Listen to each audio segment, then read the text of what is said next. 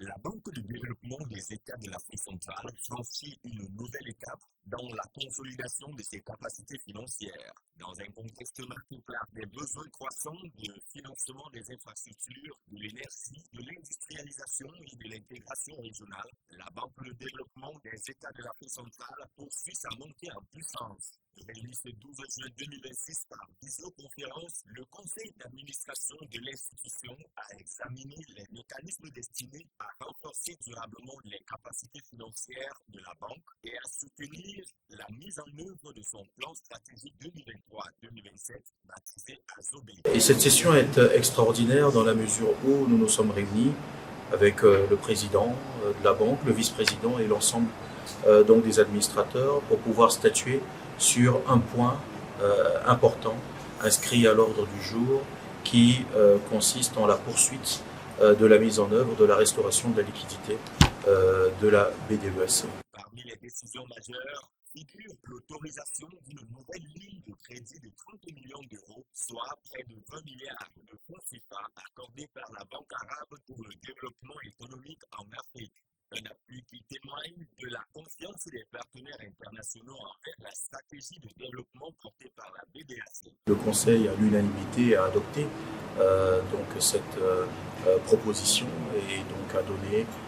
mandat donc au président de la banque de pouvoir faire le nécessaire de sorte à ce que nous puissions rapidement disposer de ces ressources qui sont extrêmement importantes pour permettre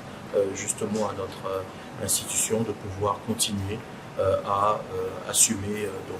toutes ses obligations, y compris notamment les décaissements en faveur des projets au secteur privé. Au-delà de cette mobilisation des ressources, l'institution entend également diversifier davantage ses sources de financement afin de répondre aux ambitions de transformation économique des États de l'Afrique centrale. Le conseil d'administration a également donné son accord pour la poursuite des diligences visant un accès futur aux marchés internationaux des capitaux, une orientation stratégique qui permettra à la banque d'élargir son éventail de ressources et de renforcer sa capacité de financement des projets structurants dans l'espace de la sous-région. Pour les administrateurs, ces avancées s'inscrivent pleinement dans la trajectoire définie par le plan AZOBE, dont l'objectif est de faire de la BDAC un acteur majeur du financement du développement et de l'intégration régionale en Afrique centrale. Saluant les progrès enregistrés par l'institution, le président du conseil d'administration a encouragé la direction de la banque à poursuivre les réformes engagées pour accroître encore l'impact de la BDAC au service des économies de la SEMAC. La banque également prépare la mobilisation d'une émission obligataire. Et donc voilà, donc nous sommes véritablement fiers de voir donc, notre institution véritablement se consolider et poursuivre les progrès importants sous le leadership du président de la banque qui évidemment donc, exerce